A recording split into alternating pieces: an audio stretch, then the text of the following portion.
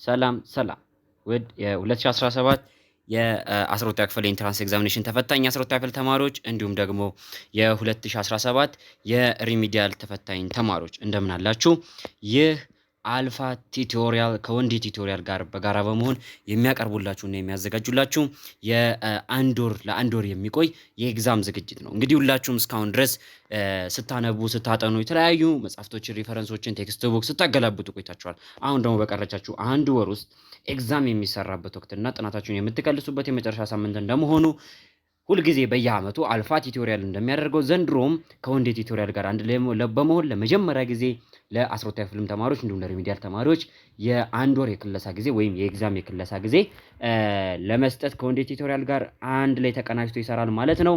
እስከዛሬ የነበሩ የናቹራል ተማሪዎች ጥሩ ውጤት አምጥተው አልፋ ቲዩቶሪያልን አመስግነዋል። አሁን ደግሞ የሶሻል ተማሪዎች ተራው ሆኖ እንግዲህ ከወንዴ ቲዩቶሪያል ጋር አንድ ላይ በመሆን ይህንን ኤግዛም ፕሪፓሬሽን ስተዲ አዘጋጅተንላችኋል ማለት ነው። እንግዲህ ቪዲዮዎቹን በማዘጋጀት እኔ ወንዴ አለው። በተጨማሪ ደግሞ ይህንን ፓኬጅ እንዲሁም ይህንን ፕሪፓሬሽን ደግሞ በዋነኝነት በበላይነት በመምራትና ኢንቨስት በማድረግ ደግሞ ለእናንተ የሚያቀርበው ደግሞ አልፋ ቲዩቶሪያል ነው ማለት ነው። ከአልፋ ቲዩቶሪያል ጋር መልካም የክለሳ ጊዜ እንዲሆንላችሁ እመኛለሁ። በዚህ አንድ ወር ውስጥ ጂኦግራፊ፣ ሂስትሪ እንዲሁም ጊዜ ከበቃን ኢኮኖሚክስን በተቻለ መጠን የተለያዩ ዓመት ኤግዛሞችን በመስራት ኦልሞስት ሙሉ ለሙሉ ጥናታችሁን ለመቋጨትና ለፈተናው ብቁ እንድትሆኑ ለማድረግ እንሞክራለን። ዛሬ በመጀመሪያው ቀን ቆይታችን ላይ በአምናው በ2016 የኢንትራንስ ኤግዛም ፈተና ወቅት ላይ ቡክሌት ኮድ 250 ሳብጀክት ኮድ 07 which is ጂኦግራፊ ማለት ነው ሐምሌ 2016 ላይ የአምና ተፈታኞች የተፈተኑትን የጂኦግራፊ ፈተና ይህንን ቡክሌት ኮድ ይዤላችሁ ቀርቤያለሁ ማለት ነው። ይህንን መቶን ጥያቄ ቀጥታ ዘወረድ አይደለም የምንሰራው። ይህን ጥያቄ ለእናንተ ለንባብ እንዲመች አድርገን ከፋፍለን አዘጋጅተናል። በምን አይነት መልኩ ካላችሁኝ ከ9ኛ ክፍል የወጣው ጥያቄ የቱ ነው፣ ከ10ኛ ክፍል የወጣው ጥያቄ የቱ ነው፣ ከ12 የወጣው የቱ ነው፣ ከ11 የወጣው የቱ ነው ብለን ከፋፍለን አዘጋጅተናል። ይሄ ደግሞ ለጥናታችሁ በጣም ይጠቅማችኋል፣ ትደሰቱበታላችሁ። ዛሬ የመጀመሪያው ቆይታችን በስንተኛ ክፍሉ ነው ማለት ነው? በ9ኛ ክፍል ቆይታ ላይ እናደርጋለን። ወይም ደግሞ በ2016 ኢንትራንስ ኤግዛም ላይ ከ9ኛ ክፍል ኦልድ ከሪኩለም ላይ የወጡት ጥያቄዎች እነማን ነበሩ። ስለዚህ የዘንድሮ ተፈታኞችን በዚህ መሰረት 9ኛ ክፍል ኦልድ ከሪኩለም ላይ ትኩረት የምታደርጉባቸውን ቦታዎች ለይታችሁ ታጠናላችሁ ማለት ነው። እያልን ደግሞ ይሄንን ጂኦግራፊ 2016 ውሽት በዚሁ እንጨርሳለን። ከነገ ጀምሮ ነገ ደግሞ የምንጀምረው ሂስትሪን በ11 እና በ12 ብቻ ነው የከፈልነው። ቢኮዝ የ9 እና 10 የዛት ማች ምንም አይነት ቫልዩ የለውም። ቢኮዝ ዘሴም ስለሆነ 9 እና 11 10 እና 12 ዘሴም ስለሆነ ኤግዛሙንም 11 እና 12 ብቻ ነው ለኔ የከፈልነው። በዛ መሰረት ስተዲያችሁን ትቀጥላላችሁ ማለት ነው። ሂስትሪን ግን ለጊዜው የ2016 ነው ሳይሆን የምንሰራው በየቻፕተሩ የ11ንም የ12ንም ከቻፕተር 1 ቻፕተር 2 ቻፕተር 3 ያደረግን በእያንዳንዱ ቻፕተሮች ላይ ሚኒመም ከ20 እስከ 30 ያሉ ኤግዛሞችን እስከዛሬ የነበሩ ከ2000 ዓ.ም እስከ 2016 የነበሩ ኤግዛም ጥያቄዎችን አንድ ላይ የሰበሰብን በየቻፕተሩ ከፋፍለን የምንሰራ ይሆናል። ስለዚህ ወደ አንደኛው ጥያቄ ልለፍ። what is the effects of latitude on the ecosystem diversity ይለናል። on the ecosystem diversity ይለንና ኢኮሲስተም ዳይቨርሲቲ አለና ምርጫውን ይጀምራል። አሁን 9ኛ ክፍል ኦልድ ከሪኩለም ቻፕተር 2 ነው እዚህ ጋር የምታገኙት። ቻፕተር 2 ላይ ነው የምታገኙት። ኦልድ ከሪኩለም ቻፕተር 2 ላይ ክላይሜት ኤንድ ዌዘርን ኮንትሮል ከሚያደርጉ ፋክተሮች መካከል አንዱ ምን ብለናል? ላቲቲዩድ አለ፣ አልቲቲዩድ፣ ዲስታንስ ፍሮም ዘ ሲ እንዲሁም ደግሞ ክላውድ ከቨር፣ ኦሽን ከረንት ብለን አይተናል አይደለ? ላቲቲዩድ ዋነኛው ኢፌክት ነው ብለናል።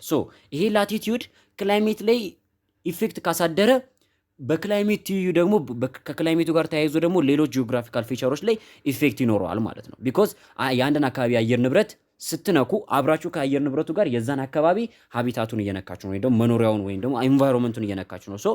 በአንድ አካባቢ ውስጥ ያለው የሊቪንግ ኦርጋኒዝም እና የነን ሊቪንግ ኦርጋኒዝሞች ትስስር ምን ይባላል? ኢኮሲስተም ተብሎ ይጠራል አይደለ? ማንኛውም ሊቪንግ ኦርጋኒዝም ከአካባቢው ከኤንቫይሮንመንቱ ጋር ያለው ትስስር ኢኮሲስተም ተብሎ ይጠራል። ይሄ ኢኮሲስተም ዳይቨርሲቲ ላይ ያለው ተጽዕኖ ምንድነው? ላቲቲዩድ ማለት ደግሞ ይሄ አን ኢማጂነሪ ላይን ከኢኩዌተር 0 ዲግሪ ተነስተን ወደ ሰሜንም ወደ ደቡብም 90 ዲግሪ የሚለኩት ማለት ነው። ኢንክሪዝ አስ ዊ ጎ ፍሮም ዘ ኢኩዌተር ቱ ዘ ፖል ይለናል። ከኢኩዌተር ተነስተን ወደ ፖል በሄድን ቁጥር ከኢኩዌተር 0 ዲግሪ ተነስተን ወደ ሰሜንም ወደ ደቡብም 90 ዲግሪ በሄድን ቁጥር ምኑ እየጨመረ ይመጣል ነው የሚለን? ኢኮሲስተም ዳይቨርሲቲው እየጨመረ ይመጣል።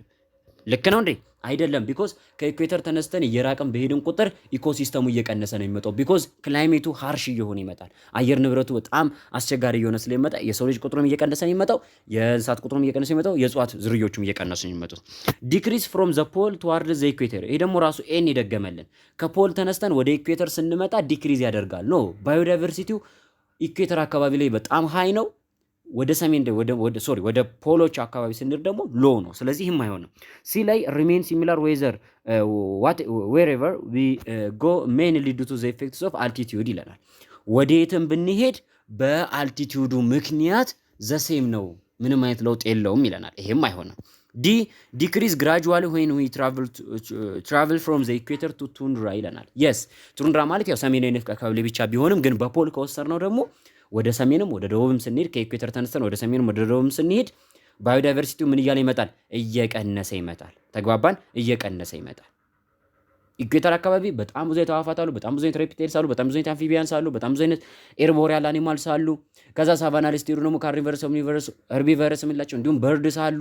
ከዛ ዴዘርት ላይ ስትመጡ ቁጥራቸው እየቀነሰ ይመጣል። ከዛ ከዴዘርት ቀጥሎ ደግሞ የምታገኙት ፖላር ሪጅንን ነው። ሶ እንደዚህ እያለ ጉዟቸው እየቀነሰ ይመጣል፣ ባዮዳይቨርሲቲው እየቀነሰ ይመጣል። ሶ ዛን ሰሪሷት ዲ ይሆናል ማለት ነው። ሲጀመር ሁለት ተቃራኒ ምርጫ መጥቶላችኋል። ማንና ማን?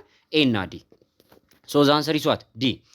ሁለተኛ ጥያቄ which one of the following relates to the economic policies of ኢትዮጵያ ይለናል። ከኢትዮጵያ የኢኮኖሚ ፖሊሲ ጋር ተመሳሳይ የሆነው የትኛው ነው? ወይም ደግሞ የኢትዮጵያን የኢኮኖሚ ፖሊሲ የሚገልጸው የትኛው ነው? ኤ ኢንካሬጂንግ ኦቨር ኤክስፕሎይቴሽን ኦፍ ፎሲል ፊውልስ ይለናል። ኢትዮጵያ ያሏትን ፎሲል ፊውሎች ወይንም ደግሞ የነዳጅ ሀብቷን ከመጠን በላይ ኤክስፕሎይት በማድረግ የምትታወቅ ሀገር ነች፣ ወይም ደግሞ ይህን ኢንካሬጅ የምታደርግ ሀገር ነች ይለናል። ሲጀመር ፎሲል ፊውል ራሱ በአግባቡም የለንም አይደል እንዴ? ሳይኖረን እንዴት ነው ኦቨር ኤክስፕሎይት ልናደርገው የምንችለው? ቢ ፕሮሞቲንግ ሬጂናል አድሚኒስትሬሽን ኢን ኢኮኖሚክ ማኔጅመንት ይለናል። በኢኮኖሚ አስተዳደር ስርዓት ውስጥ ወይም ደግሞ ኢኮኖሚውን ማኔጅ በማድረግ ስርዓት ውስጥ ሪጂዮናል አድሚኒስትሬሽኖችን ወይም ደግሞ የክልል መስተዳድሮችን ያሳተፈ ኢኮኖሚ ስርዓት አላት ይለናል። እሺ ይሄ አንዱ ነው። ሲ ፎከሲንግ ኦን ሺፍቲንግ አርባን ሌበር ፎርስ ቱ ሩራል ቤዝድ ኢኮኖሚ ይለናል። የከተማውን ማህበረሰብ ወደ ሩራል ቤዝድ ኢኮኖሚ። ሩራል ቤዝድ ኢኮኖሚ ማለት ምን ማለት ነው? ፕራይመሪ ኢኮኖሚ አክቲቪቲ የምንላቸው ማለት ነው። አግሪካልቸር አለ፣ ፊሽንግ አለ፣ ፎረስትሪ አለ፣ ማይኒንግ የምንላቸው ማለት ነው። ወደ እነዚህ ኢኮኖሚክ ሲስተሞች የከተማውን ማህበረሰብ ወይም በኢንዱስትሪ የሚተዳደሩ ማህበረሰብ ወደ እነዚህ ወደ ፕራይመሪዎቹ መቀየር ይለናል። ይሄም አይሆንም። አላማው ምንድን ነው? ኢንዱስትሪያላይዜሽን ነው አይደል? በዚህ ሰዓት አይደለም ኢትዮጵያ የትኛውም የዓለም ክፍል። ዲ ኤምፋሳይዚንግ ኦን አን ኢኮኖሚክ ሲስተም ፉሊ ኮንትሮልድ ባይ ዘ ስቴት ይለናል። ኢኮኖሚክ ሲስተሟ ሙሉ ለሙሉ በስቴት ወይም በመንግስት ኮንትሮል የተደረገ ኢኮኖሚክ ሲስተምን መከተል ላይ ትኩረት ያደረገች ሀገር ነች ይለናል። ይሄም ነው እንዴ? አይደለም። የኢትዮጵያ ኢኮኖሚክ ሲስተም ምንድነው ብለን ነው ያየነው 9ኛ ክፍል ላይ ፕራይቬት ቲቶሪያል የምትማሩ በወንዴ ቲቶሪያል ስርም እንዲሁም በአልፋ ቲቶሪያል ስር እንዲሁም በፊቸር ፕሮጀክት ስር ፕራይቬት ቲቶሪያል አብረን የተማማርን ልጆች በደንብ አድርጋችሁ ታውቃላችሁ። ሶስቱም ኤሪያዎች ላይ ያስተማርኳችሁ ነኝና በደንብ አድርገን አንስተውናል። ኢትዮጵያ ፍሪ ማርኬት ኢኮኖሚ ሲስተም ወረቀት ላይ ብትከተልም ምንም እንኳን ምንድነው ሚክስር ነው ብያችኋለሁ፣ ግን ከኮማንድ ጋር አይገናኝም። እዚህ ጋር እያለን ያለው ምንድነው ዲ ላይ ኢትዮጵያ ኮማንድ ነች እያለ ነው። ዛን ሰሪሷት ቢ ኢትዮጵያ የምትከተለው የኢኮኖሚክ ፖሊሲ ስርዓት ምንድነው ያለው? የሀገሪቷ ኢኮኖሚክስ ፖሊሲ በማኔጅ የሚደረገው በፌደራል ጎቨርንመንት ብቻ ሳይሆን በሪጂዮናል አድሚኒስትሬሽኖችም ጭምር ነው ማለት ነው። ተግባባን? በጣም አሪፍ። እሺ ወደ ሶስተኛ ጥያቄ እንምጣ። አሪፍ ማብራሪያ ያገኛችሁ እንደሆነ ተስፋ አድርጋለሁ። እሺ ወደ ሶስተኛ ጥያቄ እንምጣ። which physical element in the basis of conduct a regional study ይለናል። ሪጂዮናል ስተዲ ወይም ደግሞ የተለያዩ አካባቢዎችን በክልል ወይም በሪጅን ከፋፍለን፣ ክልል ስል ደግሞ ያሁኑ እኛ ሀገር እንደምናውቀው አማራ ክልል፣ ኦሮሚያ ክልል ማለት ሳይሆን በሆነ አይነት ካራክተሪስቲክ ዘ ሴም የሆኑ ስተዲ ኤሪያዎችን ስጥያፍል ቻፕተር 2 መግቢያው ማለት ነው። በሪጅን ከፋፍለን ለማጥናት የምንጠቀመው ኤሌመንት የትኛው ነው ይለናል። ሪሊጂየስ ሃይማኖት ይለናል አይደለም። ካልቸር ባህል ይለናል አይደለም። ክላይሜት ይለናል። የስ ክላይሜት አንዱ ፋክተር ነው አይደል እንዴ? ለምሳሌ 9ኛ ክፍል ቻፕተር 2 ላይ አሁን ስትሄዱ ዓለምን በሶስት ሪጅኖች የከፋፈልነው ምናምን በመንከተል ነው። ቴምፕሬቸሩን፣ ሬንፎል ዲስትሪቢዩሽኑ ምናምን እያልን ኦልሞስት ዋነኛው ፋክተራችን ምንድነው ማለት ነው? ክላይሜት ነው።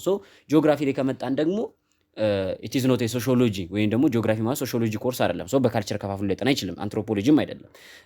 በሪሊጂየስ ሊከፋፍልም አይችልም። ዋናው የጂኦግራፊ ኢሹ እሱ ስላልሆነ ማለት ነው። ፊዚካል ኤሌመንት በሆነው በክላይሜት ክላሲፋይ አድርጎ የተለያዩ አካባቢዎችን በሪጅን ከፋፍሎ ያጠናል ማለት ነው። አራተኛ ጥያቄ which statement describes the equatorial rainforest region? በጣም አሪፍ። በየአመቱ የማይቀር ጥያቄ። አሁን አልነግራችሁም ይሄን ነገር ለብቻው ቪዲዮ ስለተዘጋጀ እሱ ቪዲዮ ቀኑ ሲደርስ ይለቀቅላችኋል። በፈተናው ላይ የማይቀሩ በየአመቱ ጂኦግራፊ ሚስትሪም ፈተና ላይ የማይቀሩ ጥያቄዎች በሶስት ፓርት ቪዲዮ ተደርጎ ስለተዘጋጀላችሁ እሱን ለብቻው እዛው ሲደርስ እናየዋለን። ግን ከነዛማ አንዱ ነውና ላስምርበት። ዘ ኢኳቶራል ሬንፎረስት ሪጅን ካራክተሪስቲክሱ ምንድን ነው ወይም ደግሞ እሱን ዲስክራይብ የሚያደርገው የትኛው ነው ይለናል። ኢት ፎርምስ ኤ ኮንቲነስ ቤልት አራውንድ ዘ ወርልድ። እንግዲህ ኦልድ ከርኩለም ጂኦግራፊን አብረን የተማማረን ልጆች ይህን ጥያቄ እንደማትሩት 100% ሹር ነኝ። ቢኮዝ መጽሐፋችሁ ላይም አለ ሾርት ኖት አጤረራ በወንድ ኤዲቶሪያል ላይ ፖስት ሲደረግ ከፍላችሁ መውሰድ የቻላችሁ ተማሪዎችም እንግዲህ እዛ ሾርት ኖት ላይ አግኝታችሁት ሊሆን ይችላል። ኢኳቶሪያል ሬንፎረስት ሪጅን ስንል አንደኛው ካራክተሪስቲክሱ ምንድነው? ኮንቲኒየስ ሪጅን አይደለም።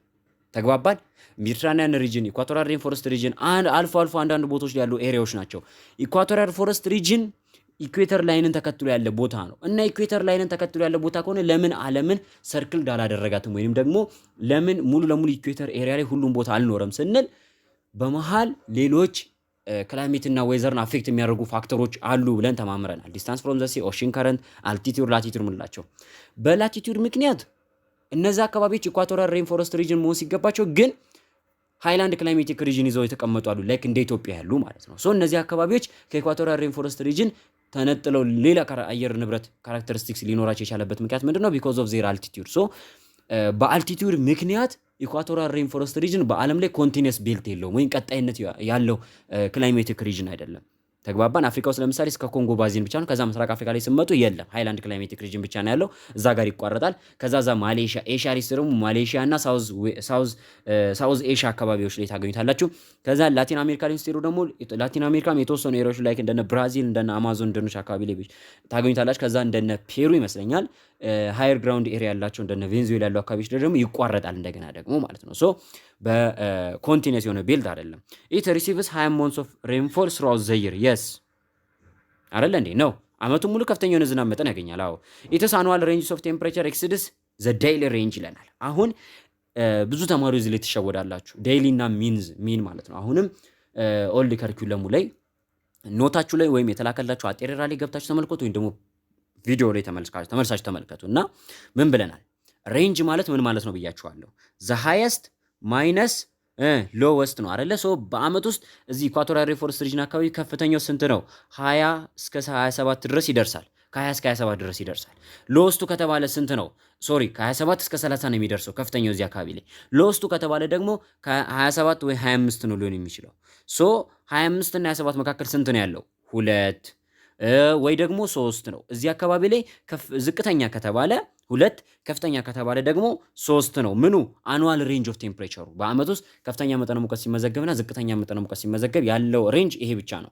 ቢኮዝ ከፍተኛው እስከ 30 ይሄዳል፣ ዝቅተኛው እስከ 27 እስከ 26 ይመጣል እዚህ አካባቢ ላይ። ስለዚህ ያለው አኑዋል ሬንጅ ኦፍ ቴምፕሬቸሩ ሎ ነው ማለት ነው። ሎ ነው። አያችሁ ቫልዩ በጣም አነስተኛ ነው። ዴይሊውን ግን ስንወስድ ዴይሊ ማለት ነው በ24 ሰዓት ውስጥ ነው ማለት ነው። በ24 ሰዓት ውስጥ ደግሞ ቀን ላይ ስትሄዱ ምን አለን ቅድም እስከ 30 እስከ 27 አለ አይደለ? በማታ መቼስ የዛን ያህል ሙቀት የለም፣ ለምን ፀሐይ የለችምና። ሶ በማታ ደግሞ እስከ ኔጌቲቭ 3 ዲግሪ ሴንቲግሬድ ወይ እስከ 0 ሊወርድ ይችላል። ሶ በኔጌቲቭ 3 እና በ27 መካከል ምን ያህል ልዩነት አለ? 30 ዲግሪ ሴንቲግሬድ ልዩነት አለ። ሶ ዴይሊ ሬንጁ ስንት ነው? 30።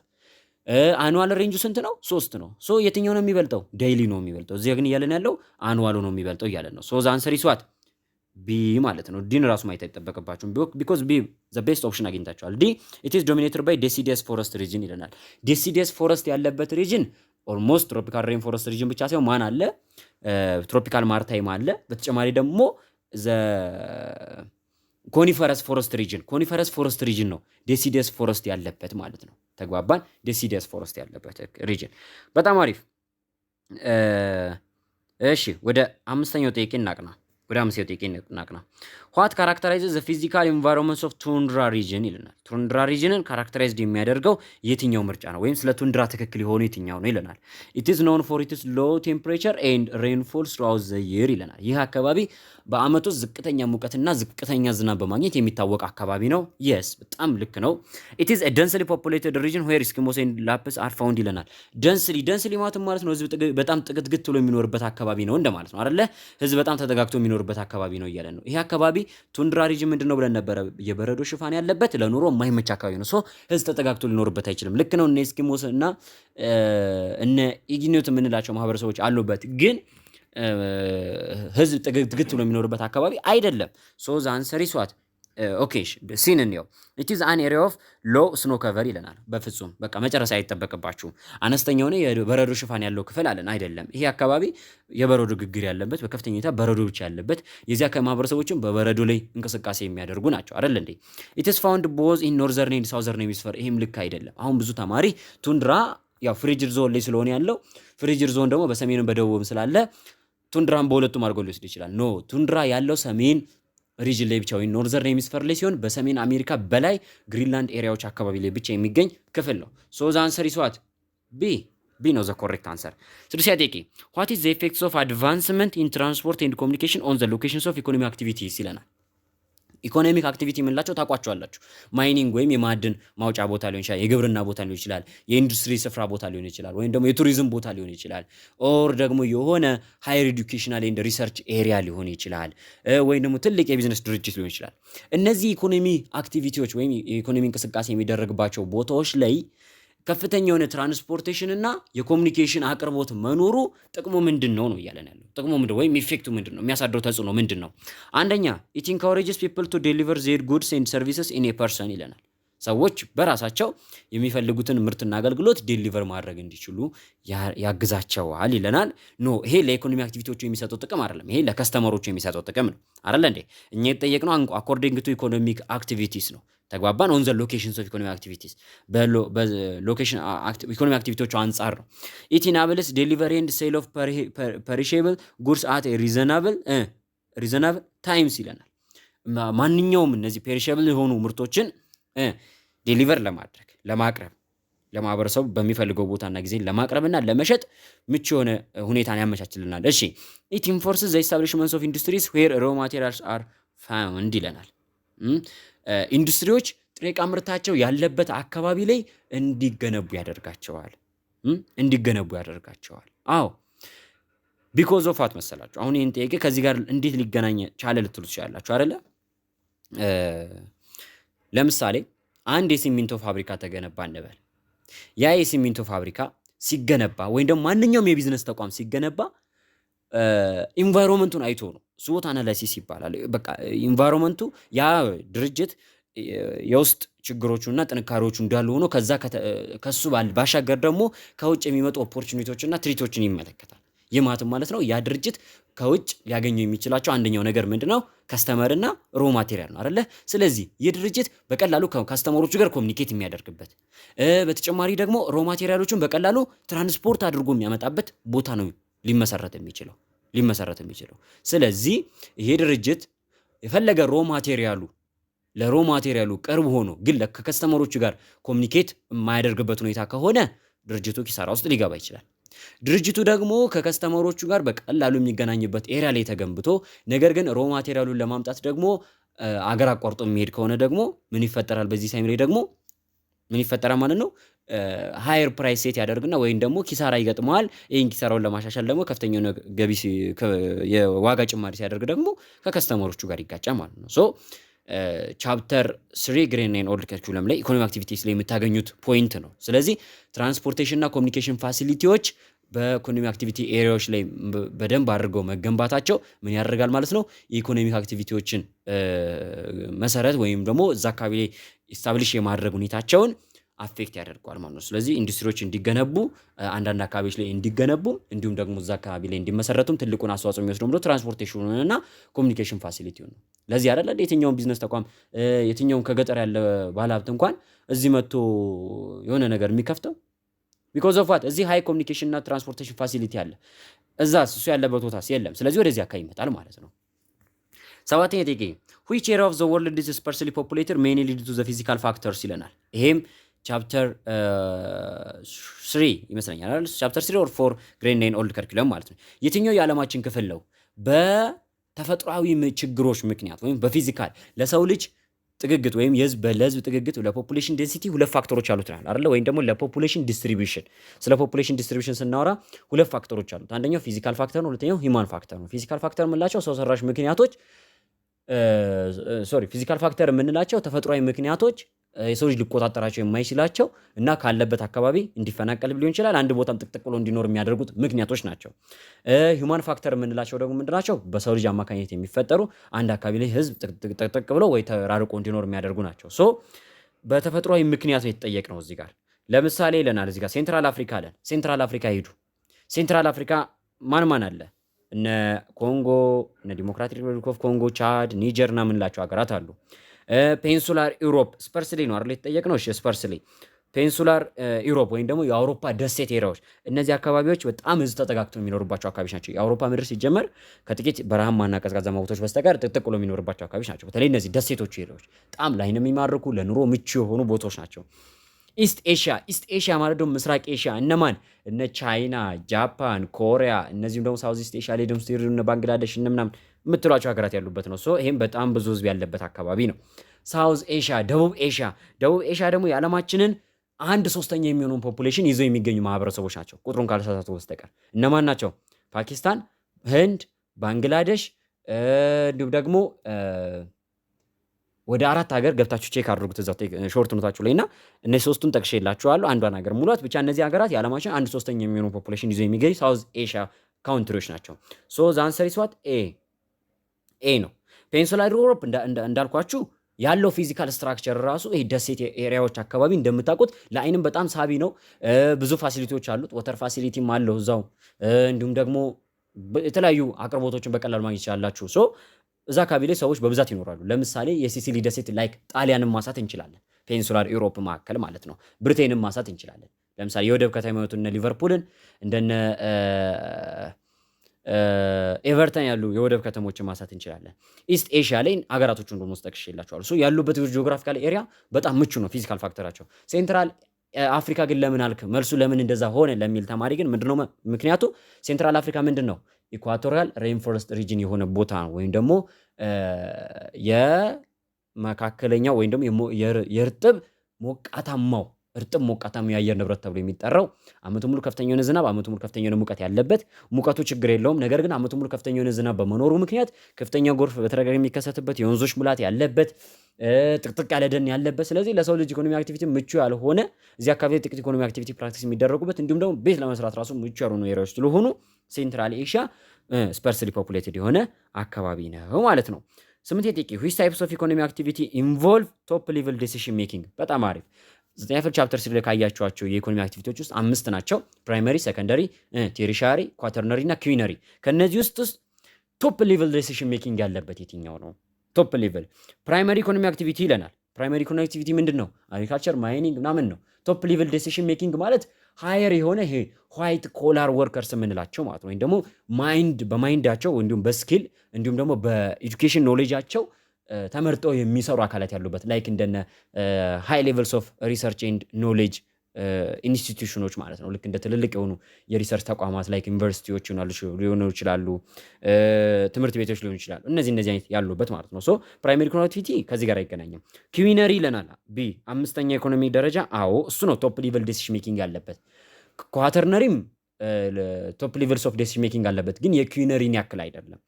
ቴሪሻሪ ይለናል። ይሄም ቱሪዝም፣ ትሬድ፣ ኮሚኒኬሽን፣ ትራንስፖርቴሽን የምንላቸው ናቸው።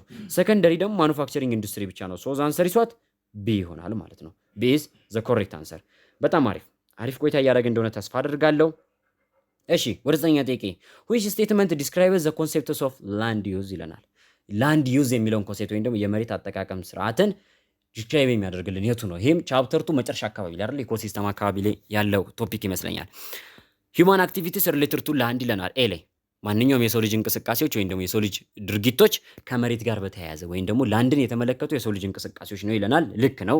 ቢ ባዮፊዚካል ፋክተርስ ሪሌትድ ዊዝ ላንድስ ይለናል። ባዮፊዚካል ፋክተር ማለት ነው ህይወት ያላቸው እነማን? እንስሳት፣ እጽዋት እንዲሁም የሰው ልጅ እንዲሁም ፊዚካል ፋክተሮች ተፈጥሯዊ ክስተቶች እነዚህ ነገሮች አንድ ላይ በመሆን ከመሬት ጋር ያላቸው ቁርኝት ይለናል። አይደለም ላንድ ዩዝ ካለን የሚጠቀመው ማን ብቻ ነው? የሰው ልጅ ብቻ ነው። መሬትን የሚጠቀመው የሰው ልጅ ብቻ ነው። ሶ ከሰው ልጅ ጋር ብቻ የሚገናኘው ዘ ኢንተንሲቲ ኦፍ ላንድ ኢን ዘ ሩራል ኤሪያስ ይለናል። በገጠራማ ቦታዎች ላይ ያለው ከፍተኛው የመሬት ሁኔታዎች አይደለም። ናቹራል ፋክተርስ አፌክቲንግ ላንድ ፎርም የመሬት መልክዓ ምድርን አፌክት የሚያደርጉ ተፈጥሯዊ ክስተቶች አይደለም። ሶ ዘ አንሰር ኢዝ ዋት ኤ የሰው ልጅ ማንኛውም የዕለት ተዕለት እንቅስቃሴዎች ከመሬት ጋር በተገናኘ ቢኮዝ እኛ ስንራመድም መሬት ላይ ነው፣ ምግባችንን የምናዘጋጀው መሬት ላይ ነው፣ የምንጫወተው የምንሮጠው ምን የምናደርገው መሬት ላይ ነው። ሶ የሰው ልጅ ፋክተር የሰው ልጅ ማንኛውም እንቅስቃሴዎች ከመሬት ጋር በተገናኘ ምን ይባላል? ላንድ ዩዝ ይባላል። a new global pandemic occurs less developed countries can respond by ይለናል። ላይክ እንደ ኮቪድ-19 ማለት ነው። ለምሳሌ እንደማለት ነው። አንድ ዓለማችን ላይ የሆነ አንድ ወረርሽኝ ፓንደሚክ የሆነ በሽታ ተፈጠረ እያለን ነው። እሺ በዚህ ጊዜ ለስ ዲቨሎፕድ የሆኑ ሀገራቶች ወይም ደግሞ ገና ታዳጊ የሆኑ ሀገራቶች በምን አይነት መልኩ ይህንን በሽታ ሪስፖንድ ያደርጉታል ወይም ደግሞ ለዚህ በሽታ ምን አይነት የሆነ እንቅስቃሴ ይኖራቸዋል ነው እያለን ያለው። ላይክ አሁን እንደ ኮቪድ በሽታ ማለት ነው። ሌቲንግ ዜር ፒፕል ሪሶልቭ ዘ ክራይሲስ ባይ ዘምሰልቭስ ይለናል። ህዝቦቻቸውን የተፈጠረውን ችግር ይህንን ወረርሽኝ በራሳቸው እንዲፈቱት ያደርጋሉ ይለናል። አይደለም። አሎኬቲንግ ኤ ላርጅ ፖርሽንስ ኦፍ ዜር ሄልዝ ኬር በጀትስ ቱ ዘ ክራይሲስ ይለናል። አዎ ያላቸውን በጀት በሙሉ ይህንን በሽታ ለመከላከል የጤና ተቋማትና የጤና ጥበቃ ስራዎች ላይ ያፈሳሉ። ምንም አማራጭ የለማ። አለበለዚያ ከነሱ አቅም አንጻር በቀላሉ ይህንን በሽታ ኮንትሮል ማድረግ አይችሉምና ወይም ደግሞ በትንሽ በጀት ኮንትሮል ማድረግ አይችሉምና ብዙ ህዝባቸውን ላለማጣት፣ ብዙ ሪሶርሳቸውን ላለማጣት፣ ብዙ ነገራቸውን ሉዝ ላለማድረግ ምን ያደርጋሉ? ያላቸውን በጀት በሙሉ የሚሰራው መሰረተ ልማት ቀርቶ ምንም የሚደረገው ነገር ቀርቶ ኢንቨስት የሚደረገው ሁሉ ቀርቶ ያለውን በጀት የመንግስት ካዝና ውስጥ ያለው በጀት እንዳለ ሙሉ ወጥቶ ወደ አንድ ሴክተር ብቻ፣ ወደ የትኛው ሴክተር? ወደ ጤና ተቋማት ሴክተር ብቻ ፈሰስ ሲደረግና ብዙ ዶክተሮች ብዙ የጤና ኤክስቴንሽኖች እና በጤና እነዚህ ሄልዝ ኬር የሚሰጡ የተለያዩ ቦታዎች ላይ ድንኳን ተተክሎ ምን ተብሎ የተለያዩ አዳራሾች ምን ነበር ሲደረግ የነበረው በኮሮና ወቅት ላይ እንዴ? ብዙዎቻችሁ እንደውም ትምህርት ቤቶቻችሁ ለዚህ ለኮሮና እንትን አገልግሎት ብሎ አላረለ እንዴ? በየአካባቢያችን እኮ እናውቀዋለን። ሶ የዛን አይነት እንቅስቃሴ ያደርጋሉ ማለት ነው። አዎ ይሄ ልክ ነው። ኢስታብሊሽንግ ሞደርናይዝ ሄልዝ ሴንተርስ ኢን ሾርት ፔሪድ ኦፍ ታይም፣ በአጭር ጊዜ ውስጥ ዘመናዊ የሆነ የጤና ተቋምን ይገነባሉ ይለናል። ይሄ በፍጹም ያላበደ ተማሪ ካልሆነ በስተቀር ይሄን መልስ አይመልስም። ቢኮዝ እንዴት ዘመናዊ የሆነ የጤና ተቋም መገንባት አቅሙ ቢኖራቸው መጀመሪያውን ለምን አይገነቡትም? ለምን ወረርሽኝ በሽታ ይጠብቃሉ? ፔናላይዚንግ ዘ ፒፕል ሁ አር ካውት ባይ ዘ ዲዚዝ ይለናል። በዚህ በሽታ የተያዙ ዜጎችን ምን ያደርጋሉ? ፔናላይዝ ማለት መቅጣት፣ መግደል እንደማለት ነው። ሶ በዚህ በሽታ የተያዘውን ሰው መግደል ነው። ይሄ ደግሞ ዘ ኢንተርናሽናል ሂውማን ራይት የሚያግደው ነገር ነው፣ ወይም የሰብአዊ መብት ድርጅት የሚያግደው ነገር ነው። ምናልባት መፍትሄ ከሌለው ይሄ ነገር ምን ይደረጋል? ወደ ኳራንታይን እንዲገቡ ሊደረግ ይችላል። ወይም ደግሞ እነዚህ ሰዎች ተሰብስበው ጊዜ መብታቸው ዲሞክራሲ በነጻት የመንቀሳቀስ ሀሳብ የመግለጽ መብታቸው ተነፍጎ በጊዜያዊነት ህይወታቸው ብቻ ተጠብቆላቸው የሆነ ቦታ ላይ ብቻ እንዲታጎሩ ሊደረግ ይችላል። ያ ነው ሊደረግ የሚችለው እንጂ አይገደሉም። ሶ ዘ አንሰር ኢዝ ዋት ቢ። እነዚህ ሀገራት ያላቸው አማራጭ ምንድን ነው? ያላቸውን በጀት በሙሉ ምን ያደርጋሉ? እዚህ እንትን ላይ ሄልዝ ኬር ላይ ያፈሳሉ ማለት ነው። ያፈሳሉ። እሺ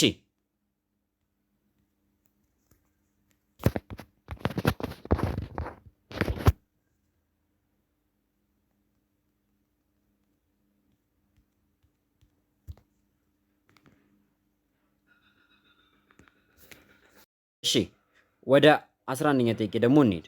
የ10ኛ ጥያቄ መልሱ ቢ ነው። ወደ 11ኛ ጥያቄ ስንሄድ which sphere of the earth contain important minerals ይለናል። መሬት እንግዲህ ጂኦግራፊ የመሬት ክፍል በተለያዩ ስኮፖች ከፋፍሎ ያጠናብለናል። ከነዚህ ስኮፖች ውስጥ የመሬትን የላይኛውን ክፍል ይሄ ማዕድናትን የያዘውን አፈርን፣ አለትን የያዘውን የመሬትን የላይኛው ክፍል ለይቶ የሚያጠናልን የትኛው ነው ይለናል። ኤ ሃይድሮስፌር አይደለም። ሃይድሮስፌር ስለምንድን ነው የሚያጠናው? ስለ ውሃማ አካላት ነው። ቢ ሊቶስፌር የስ ዘ ሶሊድ ላየርስ ኦፍ ዘ እርዝ ሰርፌስ ስተዲድ የሚደረገው በምን ስር ነው? በሊቶስፌር ነው። በሊቶስፌር ስር ነው። ባዮስፌር ስለ ህይወት ስላላቸው ነገሮች ነው። አትሞስፌር ደግሞ ስለ ከባቢ አየር ብቻ ነው። ሶቴቲኬ ሃው ኢዝ ኮንቬንሽናል ሬንፎል ፎርምድ? በጣም አሪፍ ቻፕተር ታውንም እዛው ላይ ፊዚካል ጂኦግራፊ ላይ እንሂድ። ኮንቬንሽናል ሬንፎል እንዴት ነው ፎርም የሚያደርገው? ኮንቬንሽናል ሬንፎል ምንድን ነው? ሶስት አይነት የዝናብ አይነቶች አሉ አይደል? ከዝናብ አይነቶች ውስጥ ሾርት ኖታችሁ ላይ ተመልሳችሁ ተመልከቱ። ኮንቬንሽናል ሬንፎል ላይ ስትሄዱ በመጀመሪያ ኮንቬንሽናል አለ፣ ከዛ ደግሞ ኦሮግራፊክ አለ፣ ከዛ በኋላ ደግሞ ፍሮንታል ወይም ደግሞ ሳይክሊክ ሬንፎል አለ።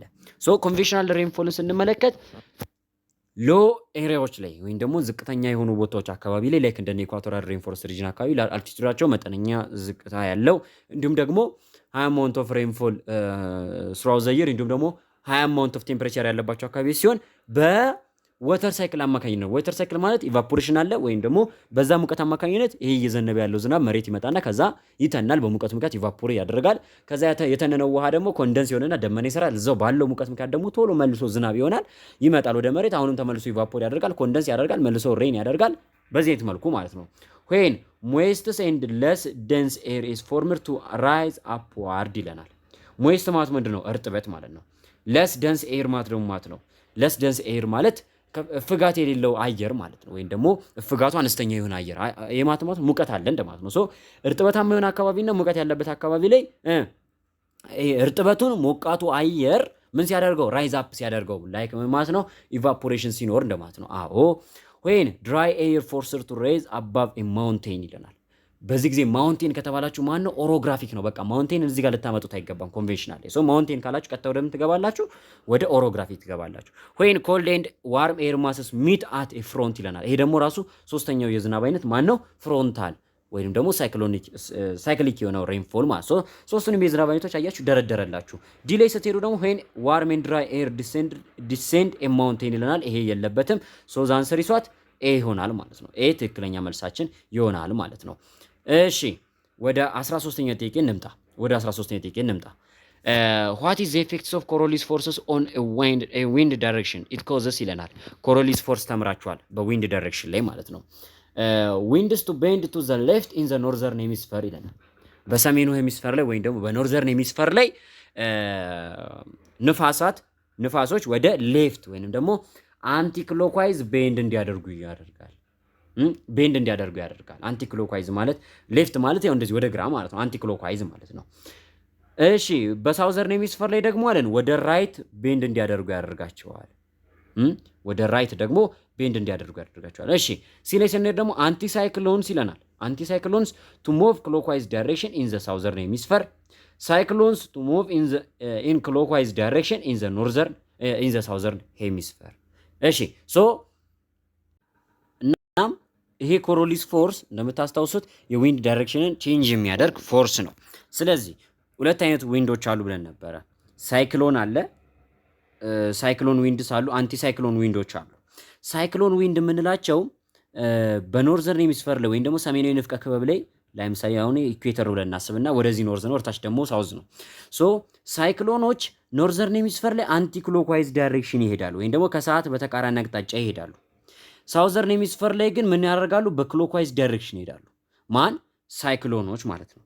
ይህንን በደንብ አድርጋችሁ አሁን አይምሯችሁ ላይ ለመሳል ሞክሩ። ምናልባት እዚህ ፈተና ላይ ዘንድሮ የሚመጣ ከሆነ አንቲ ሳይክሎኖች ደግሞ የእነሱን ተቃራኒ ናቸው። ሰሜኑ ላይ ክሎክዋይዝ ይሄዳሉ፣ ደቡቡ ላይ ደግሞ ምን ያደርጋሉ? አንቲ ክሎክዋይዝ ይሄዳሉ ማለት ነው። ሶ አንቲ ሳይክሎን ማለት ቱ ሙቭ ክሎክዋይዝ ዳይሬክሽን ኢን ዘ ሳውዘርን ሄሚስፌር። ነገር ግን አንቲ ሳይክሎኖች ክሎክዋይዝ የሚሄዱት የት ላይ ነው? ኖርዝ ላይ ነው። ሶ ሲ አይሆንም። ዲን እንመልከተው። ሳይክሎንስ ቱ ሙቭ ኢን ዘ ክሎክዋይዝ ዳይሬክሽን ኢን ዘ ሳውዘርን ሄሚስፌር። የስ ሳይክሎኖች በሳውዘርን ሄሚስፌር ልክ እንደምታዩት እዚህ ጋር በክሎክዋይዝ ዳይሬክሽን ይሄዳሉ ማለት ነው። ሶ ዘ አንሰር ኢዝ ዲ ይሆናል ማለት ነው። ዲ ይሆናል።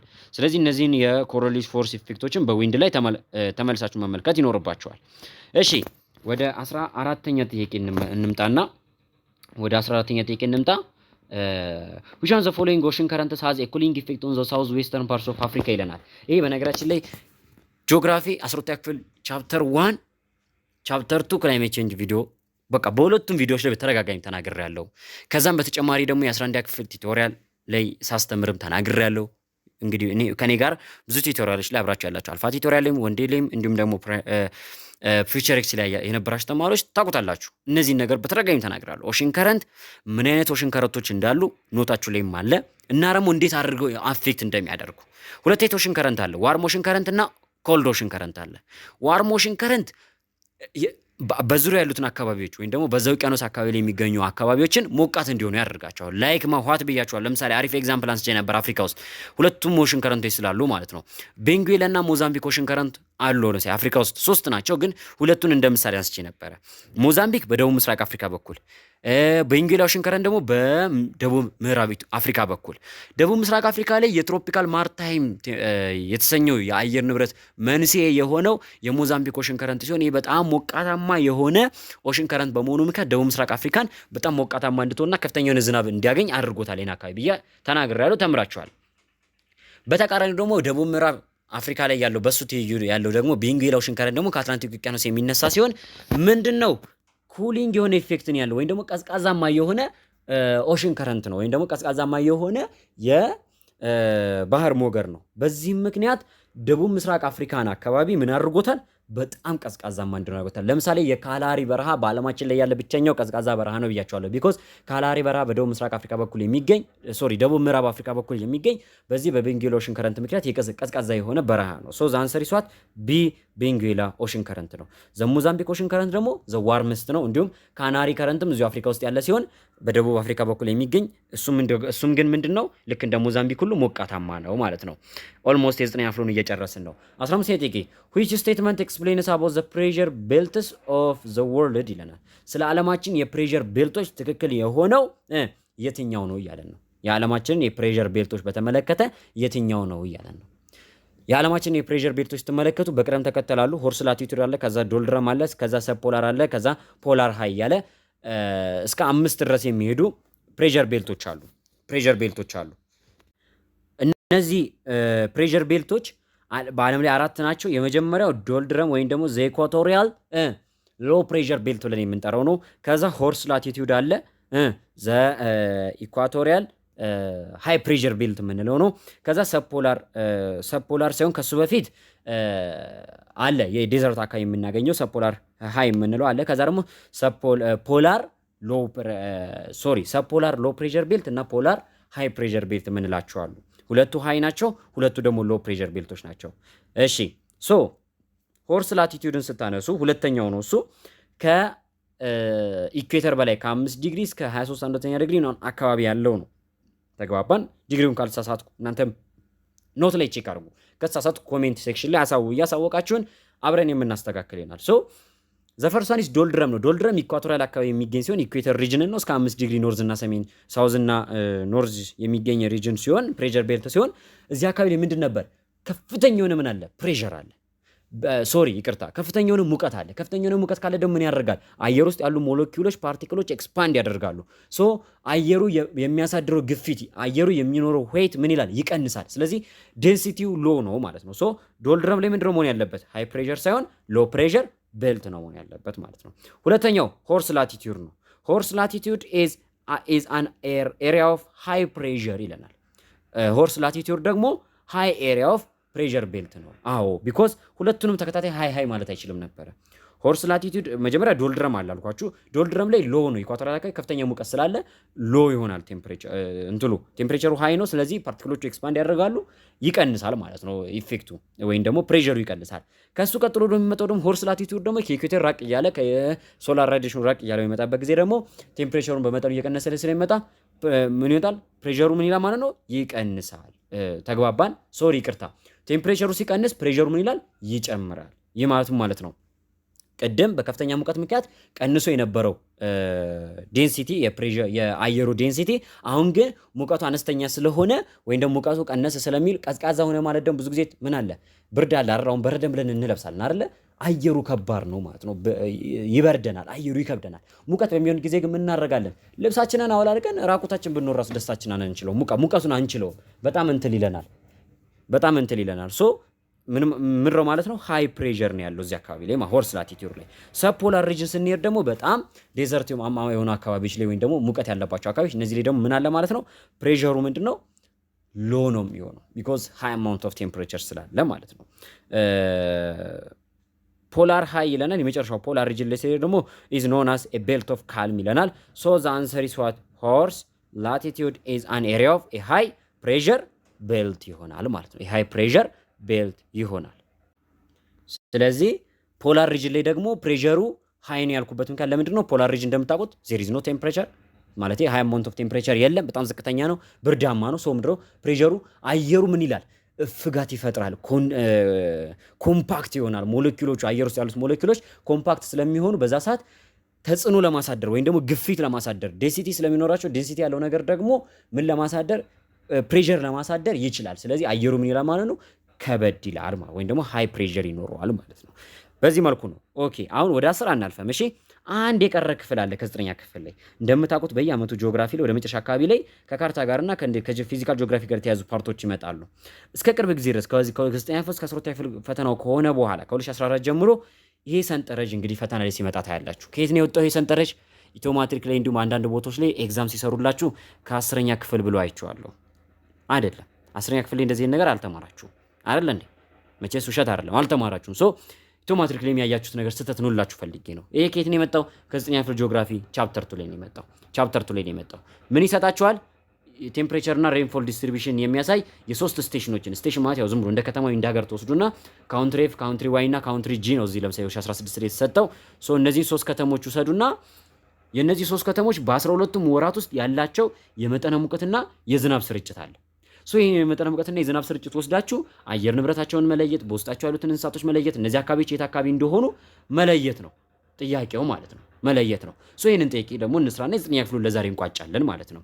እሺ 87ኛ ጥያቄ ምን አለን? what is the annual range of temperature at station G አለን። ስቴሽን ጂ ላይ ወይም ይሄኛው ስቴሽን ጂ ላይ ያለው annual range of temperature ስንት ነው ነው እያለን ያለው። ቅድም በቪዲዮ ማለት ተናግሬ ነበር አይደለ? ሬንጅ ኦፍ ቴምፕሬቸር ከተባላችሁ ሚን ከተባላችሁ አቬሬጅ ከተባላችሁ ምን ማለት ነው? አቬሬጅ ነው። በቃ የ12ቱንም ወር ደምራችሁ የስቴሽን ጂን ሚን አኑዋል ቴምፕሬቸር ከተባላችሁ የ12ቱንም ወራት ደምራችሁ ለ12 ማካፈል ነው። ግን እዚህ ጋር ሚን አይደለም ወይም አቬሬጅ አልጠየቅንም፣ ሬንጅ ነው የተባለው። ስለዚህ መልሱ ምን ይሆናል ማለት ነው? ወደሱ ከመሄዴ በፊት ይህንን ቪዲዮ ያቀረበላችሁ አልፋ ቲቶሪያል ከወንዴ ቲቶሪያል ጋር አንድ ላይ በመሆን ነው። በቀራችሁ 1 ወራት ጊዜ ውስጥ ሂስትሪ፣ ጂኦግራፊ እንዲሁም ኢኮኖሚክስን ለሶሻል ተማሪዎች ኢንትራንስ ኤግዛም ጥያቄዎችን እየሰራን ከ2000 ዓ.ም እስከ 2016 ድረስ ያሉትን ጥያቄዎች በቻፕተር በግሬድ እየከፋፈልን እየሰራን እናንተን ለኢንትራንስ ዝግጁ ለማድረግ ሙሉ ፕሮሰሱን ጨርሶ ወደ እናንተ ቀርቧል። ከእናንተ የሚጠበቀው አንድ ነገር ብቻ ነው። ቻናሉን ላይክ፣ ሼር እንዲሁም ሰብስክራይብ ማድረግ ነው። መልካም ጊዜ ከአልፋ ቲቶሪያል ጋር። በአልፋ ቲቶሪያል ውጤት ይደምቃል። መልካም ጥናት። ወደ መልሱ እንምጣ። ወደ መልሱ ስንመጣ ምሬ ጠየቅነው ሬንጅ ኦፍ ቴምፕሬቸር። ሬንጅ ምንድን ነው አልኳችሁ? ዘ ሃይስት ፖይንት ማይነስ ሎወስት ነው አይደለ? የጠየቅነው ደግሞ ስለ ቴምፕሬቸር ነው። ስለዚህ ስቴሽን ጂ ላይ ሄዱና ከፍተኛው ቴምፕሬቸር ስንት ነው፣ ዝቅተኛው ስንት ነው የሚለውን ስሩ። 17 አለ፣ 19 አለ፣ ከዛ 20 አለ። 20 እስካሁን ከፍተኛ ነው። 20 20 17 16 16 እስካሁን ዝቅተኛው ነው። 16 16 16 17 17 እዚህ ስቴሽን ጂ ላይ ያለው ቴምፕሬቸር ዲፈረንስ እስከ ስንት ነው? ከ16 እስከ 20 ከፍተኛው ስንት ነው? 20 ሲቀነስ ዝቅተኛው ስንት ነው? 16 ዲፈረንሱ ስንት ይመጣል? 20 ሲቀነስ 16 4 ዲግሪ ሴንቲግሬድ። ዘ አንሰር ኢዝ ዋት? ኤ 4 ዲግሪ ሴንቲግሬድ ቴምፕሬቸር ሬንጅ አለው ስቴሽን ጂ ላይ ማለት ነው። ስቴሽን ጂ ላይ 4 ዲግሪ ሴንቲግሬድ ቴምፕሬቸር ሬንጅ አለው። በጣም አሪፍ። ወደ 88ኛው ጥያቄ ስንሄድ which one of the following wild animal is dominantly found in station Y ይለናል። አሁን የትኛው እንስሳ በስቴሽን ዋይ ላይ ዶሚኔት አድርጎ ይገኛል ወይም በብዛት ይገኛል እያለ ነው። ምርጫዎቹ ኮሮኮዳይል አዞ ማለት ነው፣ ኤፕስ ጦጣዎች፣ ዜብራ የሜዳ አህያ ነው፣ ፖላር ቤር የዋልታ ድብ የምንለው ማለት ነው። እነዚህ እንስሳቶች በመጀመሪያ ካራክተሪስቲክሳቸው ማወቅ አለባችሁ። ክሮኮዳይል የት አካባቢ ነው የሚገኘው? እሱም 9 ቻፕተር 2 ጂኦግራፊ አይደለ እንደዛ ክላይሜቲክ ሪጅን ክፍፍሉ ላይ መጀመሪያ የክላይሜቱን ካራክተሪስቲክስ ተማራችሁ። ከዛ እዛው ላይ ቀጥሎ ሂውማን አክቲቪቲው አለ። ከዛ ደግሞ የእንስሳትና የእጽዋት ስርጭቱም ደግሞ እዛው ላይ አለ። እዛ አካባቢ ላይ የሚገኙ እንስሳትና እጽዋት። ክሮኮዳይል የት ነው የሚገኘው? ከፍተኛ የሆነ ውሃ ያላቸው አካባቢዎችና ወንዞች እንዲሁም ስትሪሞች ያለበት አካባቢ ላይ ነው። ስለዚህ ስቴሽን ዋይ ግዴታ ምን መሆን አለበት? ኢኳቶሪያል ሬንፎረስት ሪጅን ወይም ደግሞ ለዛ አካባቢ የቀረበ ቦታ መሆን አለበት። ከፍተኛ የሆነ ዝናብ አመቱ ሙሉ ያለበትና ምን ያለበት ብዙ ወንዞች ሊኖሩበት የሚችል የማይደርቁ ወንዞች ያሉበት አካባቢ ሊሆን ይገባል። ኤፕስ የምንላቸው ጦጣዎች፣ እነዚህም ደግሞ የት አካባቢ ነው የሚገኙት? ሞር ኤፖች የት አካባቢ ነው ዳይቨርሲሊ ፖፑሌትድ ነው የሚገኙት? የት አካባቢ ላይ ነው? ኢኳቶሪያል ሬንፎረስት ሪጅን ላይ ነው። ልክ እንደ ኮሮኮዳይል ቢኮዝ ኤፕ ጦጣ ናቸው። ጦጣ ደግሞ ከዛፍ ዛፍ እየዘለሉ የሚኖሩ እንስሳት ዝርያዎች ናቸው። ስለዚህ የጦጣ ዝርያዎች እነ ቺምፓንዚ፣ ጎሪላ ወይም የትኞቹም አይነት የጦጣ ዝርያዎች ቢሆኑ የኤፕ ዝርያዎች ቢሆኑ ትሮፒካል ሬንፎረስት ሪጅን እንዲሁም ደግሞ እንደ ሳውዝ ኢስተርን አፍሪካ አካባቢ እንደሚገኘው እንደ ትሮፒካል ማርታይም ወይም ሙንሱን ክላይሜት ሪጅን ውስጥ ነው የሚገኙት ማለት ነው። ስቴሽን ዋይ ግዴታ እንደዛ መሆን አለበት ኤፕ እንዲሆን መልሱ። ዜብራ ይላል። ዜብራ ደግሞ ሳቫና ሪጅን ከትሮፒካል ሬንፎረስት ሪጅን ወጣ ብለን ሲዝናል የሆነ ሬንፎል ያለበት ወይም ደግሞ ወቅቱን የጠበቀ ዝናብ ያለባቸው አካባቢዎች ወይም ደግሞ በአመት ውስጥ በቂ የሆነ ዝናብ እንዲሁም በቂ የሆነ ሙቀት የሚያገኙ መካከለኛ ሙቀት ልክ እንደ ኢኳቶሪያል ሬንፎረስት ሪጅን ያለ አይነት ሙቀት እንዲሁም ደግሞ ከኢኳቶሪያል ሬንፎረስት ሪጅን አነስ ያለ ግን በቂ የሆነ የዝናብ መጠን የሚያገኙና ሳራማ የሆኑ ሜዳማ የሆኑ አካባቢዎች ላይክ ሳቫና ማለት ነው። ተግባባን? አካባቢዎች መሆን አለበት። ፖላር ቢር ደግሞ እንደምታውቁት ነው አነስተኛ የሆነ መጠን ሙቀት ያለበት፣ በጣም አነስተኛ ሎ የሆነ ቴምፕሬቸር ያለበት እንዲሁም ሎ የሆነ ሬንፎል ያለበት አካባቢ መሆን አለበት። አሁን እኛ የት ነው የምንሄደው? ሰንጠረዡ ላይ ስቴሽን ዋይን እንመልከተው። ስቴሽን ዋይ ቴምፕሬቸሩን ተመልከቱ። ፈርስት 25 27 30 33 33 ከፍተኛው የቴምፕሬቸር አለው። እሺ ከዛ እያለ 26 27 29 29 26 ዝቅተኛው ቴምፕሬቸር ስንት ነው? አካባቢ በአመት ውስጥ አንድ ወር ላይ አማካኙ የአንድ ወር አማካኝ 26 ለምሳሌ እንደነ ጁን ጁላይ ያሉ ወቅቶች ላይ እንደነ ዲሴምበር ያሉ ወቅቶች ላይ 26 ዝቅተኛ መጠነ ሙቀት ያገኛል። እንደነ ኦገስት ያሉት ላይ ደግሞ 33 የሆነ ከፍተኛ መጠነ ሙቀት ያገኛል። ይህ አካባቢ ኦልሞስት ሳቫና ማለት እንችላለን። ቢኮዝ እኛ ያለንበት ሪጅን ላይ ነው። እንደምትዩት ክረምቱ ወቅቶች ኦገስት ነው አይደለ? ጁን ጁላይ ኦገስት።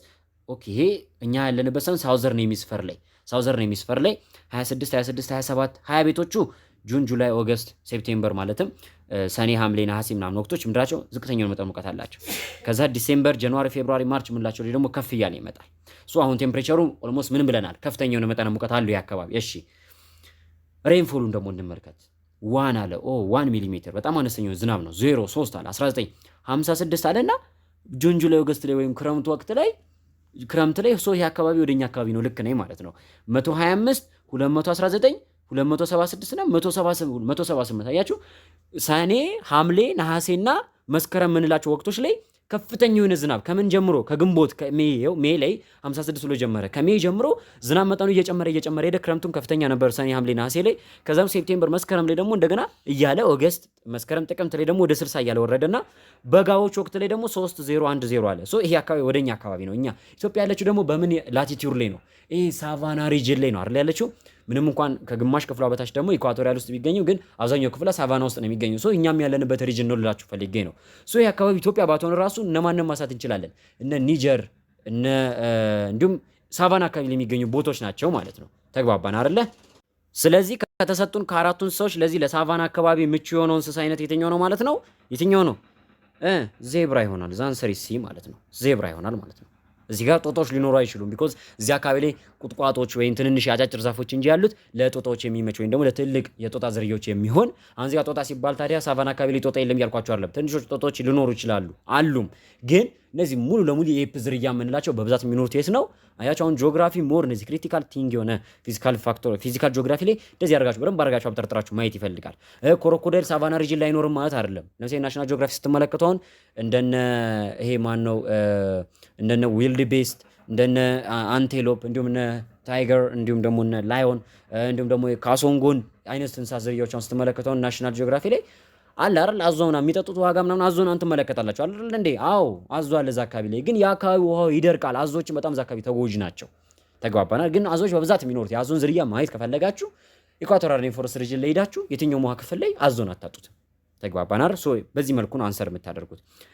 89ኛ ጥያቄ ላይ ቤዝድ ኦን ዘ ቴምፕሬቸር ዲስትሪቢዩሽን አለን። አሁን አያችሁ ቴምፕሬቸር ዲስትሪቢዩሽኑ ነው የምትመለከቱት ማለት ነው። በመጠነ ሙቀት ስርጭቱ ላይ ተመርኩዛችሁ አለን። ለምን ኤር ፕሬሸርን አንዱ አፌክት የሚያደርጉት ቴምፕሬቸር ዲስትሪቢዩሽን ስለሆነ which global pressure belt shall station F be found ይለናል። ስቴሽን ኤፍ በየትኛው የፕሬሸር ቤልት ውስጥ ነው የሚካተተው? ኤ ኢኳቶሪያል ሎ ነው አለን። ኢኳቶሪያል ሎ ዶልድረም ነው ወይንስ ፖላር ሃይ ውስጥ ነው የሚገኘው ወይንስ ሆርስ ላቲቲዩድ ውስጥ ነው የሚገኘው ወይንስ ደግሞ ሰብፖላር አይደለ ሰብፖላር ሰብትሮፒካል ሎ ውስጥ ነው የሚገኘው እያለ ነው። ከነዚህ ከሶስቱ ውስጥ የትኛው ነው ውስጥ የሚገኘው? ስቴሽን ኤፍ ላይ እንሂድ። ስቴሽን ኤፍ በጣም አሪፍ ተመልከቱት። 20 አለን 20 22 25 30 32 33 33 32 30 26 23 በጣም አሪፍ። ይህ አካባቢ ኦልሞስት እስካሁን እንግዲህ ቅድም ስለ ክላይሜቲክ ሪጅኖች በተወሰነ መልኩ ጠቅሼዋለሁ። ደንብ አክቲቭ የሆነ ተማሪ በቀላሉ ያገኘዋል። ፕሬሸር ቤልቶችን ቅድም ስለጠቀስኳቸው ማለት ነው። ኦልሞስት የአካባቢ ኢኳቶሪያል አይሆንም አይደለ? ኢኳቶሪያል ሎ ፕሬሸር ቤልት አይሆንም ቢኮዝ ኦፍ ዋት? ተመልከቱት ቴምፕሬቸር ዲስትሪቢዩሽኑን። ከፍተኛው ከ30 በላይ ዷል 33 አለ። እሺ እሱ ችግር የለውም። ዝቅተኛውን ተመልከቱ 20 ሆኗል አይደለ? 20 ዲፈረንሱን እስኪ ስሩት። ሬንጁን ወደ 13 ነው መጣ አይደለ? ከፍ ያለ ቁጥር ነው። ሬንጁ ራሱ ይነግራችኋል ኢኳቶሪያል አካባቢ እንዳልሆነ ማለት ነው። ፕሬሸር ቤልቱ ራሱ ብትወት ኢኳቶሪያል አካባቢ እንዳልሆነ ይነግራችኋል። ይህ አካባቢ ኢኳቶሪያል አካባቢ ካልሆነ ኢኳቶሪያል ሎ ፕሬሸር ቤልት ሊሆን አይችልም ማለት ነው። እሺ ከኢኳቶሪያል ከፍ ስንል ደግሞ ማን ያለው? ሆርስ ላቲቲዩድ። ሆርስ ላቲቲዩድ ምንድነው? ቴምፕሬቸሩ እየቀነሰ ይመጣል። ምንድነው? ሃይ ፕሬሸር ቤልት አለው ማለት ነው። ቴምፕሬቸሩ ከኢኳቶር አካባቢ አነስ ያለ ነው። ተመልከቱት። ቴምፕሬቸሩ ጁን፣ ጁላይ፣ ኦገስት ላይ ክረምት ወቅት ላይ በጣም ከፍተኛ ሄደ። እሺ አዎ በጣም ከፍተኛ ሄደ። ይሄ አካባቢ ሬንፎሉን ደግሞ ስትመለከቱ እዚህ ጋር በጣም ምን የለውም፣ ሬንፎል የለውም። ይሄ ማለት በረሃማ አካባቢ ነው ማለት ነው። በረሃማ አካባቢ ነው ወይም ደግሞ ወደዛ ጠጋ ያለ አካባቢ ነው። ይሄ ላይክ ድራይ ሳቫና የምንለው አካባቢ ማለት ነው። ለምን እስከ 33 ዲግሪ ሴንቲግሬድ የሚደርስ መጠነ ሙቀት አለው። እስከ 20 ዲግሪ ሴንቲግሬድ የሚደርስ ደግሞ አነስተኛ መጠነ ሙቀት አለው ይሄ አካባቢ።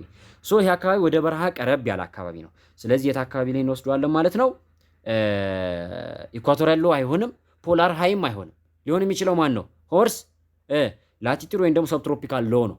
ሰብትሮፒካል ሎ ፕሬሸር ቤልት የምንላቸው ደግሞ እነማን ናቸው? ዴዘርት ኤሪያዎች አካባቢ ላይ ነው አይደለ?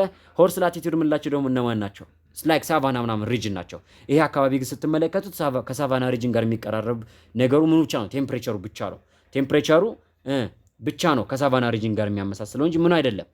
የዛን ያህል ከሳቫና ጋር የሚያቀራርብ ደግሞ ምን የለውም ሬንፎል ዲስትሪቢዩሽን የለውም። ይህ አካባቢ ለምን የሚቀርብ ነው? ላይክ ወደ ዴዘርት አካባቢ የሚጠጋ አካባቢ ነው። ስለዚህ ቴምፕሬቸር ዲስትሪቢዩሽኑ ስንሄድ እስከ 33 ድረስ የሚደርስ ከፍተኛ የሆነ ቴምፕሬቸር ዲስትሪቢዩሽን አለው። ለሳቫና ግን ቤስት የሆነ ኤግዛምፕል ያልኳችሁ ማን አለው? ለምሳሌ እዚህ ጋር ይኸው ማን አለ? ስቴሽን ዋይ አለ። ስለዚህ ስቴሽን ዋይ እና ስቴሽን ኤፍ ስትመለከቱ በጣም ቢግ ዲፈረንስ አላቸው። ሶ ስቴሽን ኤፍ በምን ውስጥ የሚካተት ነው ማለት ነው? በሰብትሮፒካል ሎ ፕሬዠር ቤልት ወይም ደግሞ ዴዘርት አካባቢ የሚገኝ ሰብትሮፒካል ሎ ፕሬዠር ያለበት ቢኮዝ ሃይ አማውንት ኦፍ ቴምፕሬቸር ስላለ ስራው ዘይር ሃይ አማውንት ኦፍ ቴምፕሬቸር ስላለ ሎ የሆነ ሞይስቸር ስላለ ምንድነው ማለት ነው? ፕሬዠሩ ምንድነው? ሎ ነው ማለት ነው። የመጨረሻው ጥያቄ ከዚህ ክፍል ላይ ኢን ዊች ክላይሜቲክ ዞን ኢዝ ስቴሽን ጂ ፋውንድ ይለናል።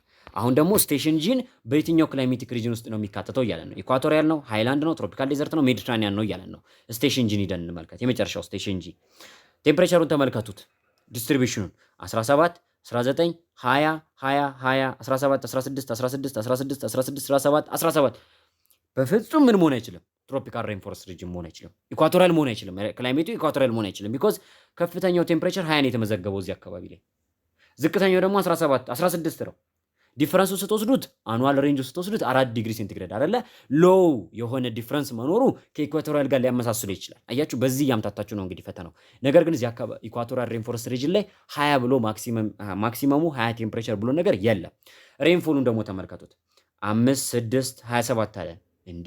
ኢኳቶሪያል ሬንፎረስት ሪጅን ላይ ቅድም ብለን ራሱ ምርጫ ላይ ሃይ አማውንት ኦፍ ቴምፕሬቸር ስራው ዘይር እንዲሁም ሃይ አማውንት ኦፍ ሬንፎል ስራው ዘይር አመቱ ሙሉ ከፍተኛ የሆነ ሙቀት አመቱ ሙሉ ከፍተኛ የሆነ ዝናብ ብለናል። ስለዚህ ከፍተኛ የሆነ ሙቀት እንደሌለው እዚህ ጋር አረጋግጠናል። ዝናቡንም ስትወስዱ መቼ ላይ? ከሜይ ጀምሮ ሜይ፣ ጁን፣ ጁላይ፣ ኦገስት፣ ሴፕቴምበር፣ ኦክቶበር ላይ ብቻ ነው። ኦልሞስት ለ6 ወራቶች ብቻ ነው ዝናብ ያለው ከፍተኛ ዝናብ ያለው 114 288 488 560 437 88 አለ። ከዛ የቀሩትን 6 ወራት ደግሞ ኦልሞስት ከ50 በታች የሆነ የዝናብ መጠን አለው። የሆኑ ወቅቶች ላይ ዝናባማ አይደለም፣ የሆኑ ወቅቶች ላይ ደግሞ ዝናባማ ነው። ወቅቱን ጠብቆ የሚዘንብ ዝናብ ያለበት አካባቢ ነው። መጠነ ሙቀቱን ደግሞ አነስተኛ ነው። ተግባባን አይደለ? ካሉት ምርጫዎች ውስጥ ምን አለን? ኢኳቶሪያል አይሆንም ብያቸዋለሁ። ሃይላንድ እንደ ምርጫ እንያዘው። ትሮፒካል ዴዘርት በፍጹም አይሆንም። ቢኮዝ ትሮፒካል ዴዘርት ሆኖ እንደዚህ ከፍተኛ ዝናብ ሊያገኝ ይችላል? አይችልም። ትሮፒካል ዴዘርት ሆኖ እንደዚህ ዝቅተኛ የሆነ መጠነ ሙቀት ሊኖረው ይችላል? አይችልም። ሜዲትራኒያን ሪጅን አለን። ይሄ ደግሞ ሜዲትራኒያን ሪጅን አለን። አሁን አንድ ጎበዝ የሆነ ተማሪ እዚህ ጋር ሁለቱ ምርጫ ሊያምታተው ይገባል። ሃይላንድ ክላይሜት እና ሜዲትራኒያን ክላይሜት። ተግባባን? በጣም በደንብ ያነበበ ተማሪ ግን ይሄን ጥያቄ ምንም ሳይጠራጠር መልሱን ቢ ብሎ ሊነግረኝ ይችላል። ለምን ዲ አይሆንም? ሜዲትራኒያን ሪጅንም ዝናብ ያገኛል አይደል እንዴ? አዎ ያገኛል። ለምን ዲ አይሆንም ካላችሁኝ ግን ዝናብ የሚያገኝበትን ወቅት ተመልከቱት። የዚህን አካባቢ በምን ወቅት ላይ ነው? ይኸው ጁን፣ ጁላይ፣ ኦገስት፣ ሴፕቴምበር እንዲሁም ሜይ ላይ አያችሁት። በእነዚህ ወቅቶች ላይ ወይም ደግሞ ሌላው የዓለም ክፍል ዝቅተኛ የሆነ ዝናብ የሚያገኝ እኛ ማለት አሁን ለምሳሌ ኖርዘርን ሄሚስፌር ያለን አካባቢዎች ጁን፣ ጁላይ፣ ኦገስት፣ ሴፕቴምበር ላይ ነው ከፍተኛ ዝናብ የምናገኘው ወይም ደግሞ የክረምት ወቅቶች የምንላቸው ሰኔ፣ ሐምሌ፣ ነሐሴ ላይ። ሜዲትራኒያን ሪጅን ደግሞ ምንድነው ብያቸው አስተምሬያቸዋለሁ። የሌሎቹ የአየር ንብረት ተቃራኒ የሆነ ሪጅን ነው። ሌላው ጋር ክረምት ሲሆን እሱ ጋር በጋ የሚሆን ወይም እዛ አካባቢ ላይ በጋ የሚሆን፣ ሌላው ጋር በጋ ሲሆን ደግሞ እዚህ አካባቢ ላይ ክረምት የሚሆንበት። እንደ ዓለም አቀፍ ደረጃ የክረምት ወቅት ተብሎ የሚታወቁት እነማን ናቸው? ጁን፣ ጁላይ፣ ኦገስት ናቸው። 3 ወራቶች ናቸው። 3 ወራቶች እንደ ዓለም አቀፍ ደረጃ ዘ ዊንተር ሲዝን ተብሎ ይታወቃሉ። በሜዲትራኒያን ሪጅን ላይ ግን በእነዚህ በዊንተር ሲዝኖች ላይ ዝቅተኛ የሆነ ዝናብ ነው ያለው ወይም ደግሞ በጋ ነው ለነሱ። በጋ ከሆነ እንደዚህ ነው ያለ ዝናብ ማግኘት አልነበረበትም ማለት ነው። ስለዚህ ሜዲትራኒያን ሊሆን አይችልም። ስለዚህ ይሄ አካባቢ ምንድነው ሊሆን የሚችለው? ሳቫና አካባቢ የሚገኝ ሃይላንድ ሪጅን ነው የሚሆነው ማለት ነው። ለዛሬ የነበረን ቆይታ ይህን ይመስላል ተማሪዎች። እንግዲህ በዛሬው በግሬድ 9 ከ2016 የጂኦግራፊ ኢንትራንስ ኤግዛም ፈተና ላይ ከ9 ክፍል የወጡትን ጥያቄዎች በዚህ መልኩ አይተናል። ወደ 20 ጥያቄዎችን ሰርተናል። ቀጣይ በዚህ ሽት ስንገናኝ ደግሞ የ10ኛ ክፍሉን ፓርቶች የምንሰራ ይሆናል ማለት ነው። 10ኛ ክፍልም ላይ ልክ እንደ ዛሬው እንደ ጂኦግራፊ ሁሉ ቲዎሪዎቹን ከላይ ምርጫውን ከሰራን በኋላ ፖፑሌሽን ዴታውን ደግሞ እንደዚሁ አድርገን የምንሰራ ይሆናል። ለሱ ተዘጋጁ። በደንብ አድርጋችሁ አንብቡ። እንደወደዳችሁ ተስፋ አድርጋለሁ። ከአልፋ ቲቶሪያል ጋር ውጤት ይደምቃል። አልፋ ቲቶሪያል ከወንዴት ቲቶሪያል ጋር በጋራ ሆነው ያዘጋጁላችሁ የኢንትራንስ ፕሪፓሬሽን ይህንን ይመስላል። የዛሬ ቆይታችን እዚህ ጋር ያበቃል።